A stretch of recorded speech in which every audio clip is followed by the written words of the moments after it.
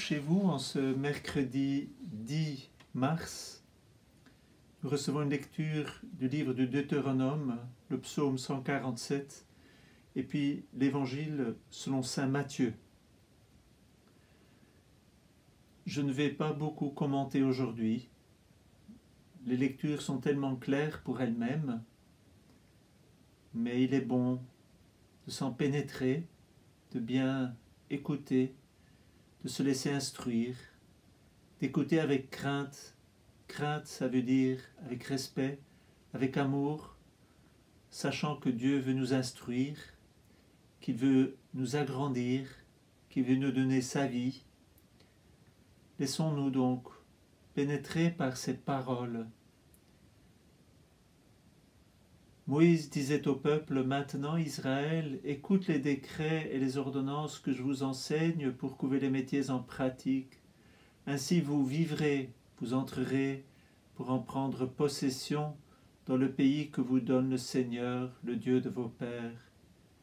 Voyez, je vous enseigne les décrets et les ordonnances que le Seigneur mon Dieu m'a donnés pour vous, afin que vous les mettiez en pratique dans le pays où vous allez entrer pour en prendre possession.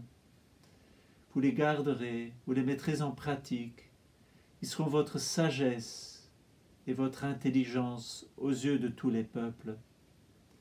Quand ceux-ci entendront parler de tous ces décrets, ils s'écrieront « Il n'y a pas un peuple sage et intelligent comme cette grande nation. » Quelle est en effet la grande nation dont les dieux soient aussi proches que le Seigneur notre Dieu est proche de nous chaque fois que nous l'invoquons?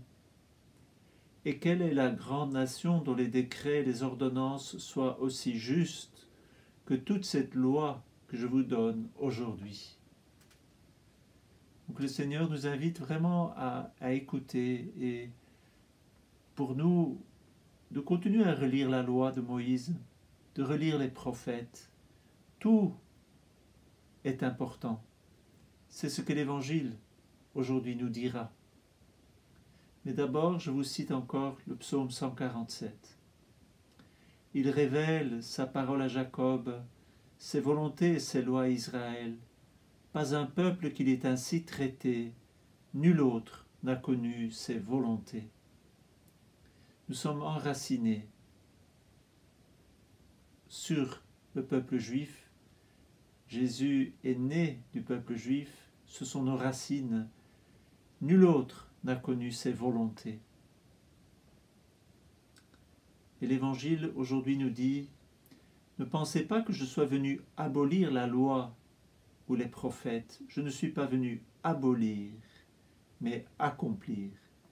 Amen, je vous le dis, avant que le ciel et la terre disparaissent, pas un seul iota, pas un seul trait ne disparaîtra de la loi jusqu'à ce que tout se réalise. Donc, celui qui rejettera un seul de ces plus petits commandements et qui enseignera aux hommes à faire ainsi, sera déclaré le plus petit dans le royaume des cieux. Mais celui qui les observera et les enseignera, celui-là sera déclaré grand dans le royaume des cieux. Une invitation pour nous donc, mais celui qui les observera et les enseignera, celui-là sera déclaré grand dans le royaume des cieux. C'est vrai, nous le savons, il n'était pas possible de suivre toutes les ordonnances, plus de 619 ordonnances que le Seigneur nous a données dans la loi de Moïse. Et pourtant, le Seigneur nous demande de vivre avec crainte, une crainte chaste, c'est-à-dire le désir d'accomplir la volonté de Dieu, d'aimer. C'est ça le nouveau commandement que Jésus nous a donné, d'aimer Dieu, d'aimer son prochain, de s'aimer soi-même, d'aimer toute la création, mais dans la lumière de ce que Dieu nous donne. Tout nous conduit vers Jésus. Tout nous conduit vers Jésus.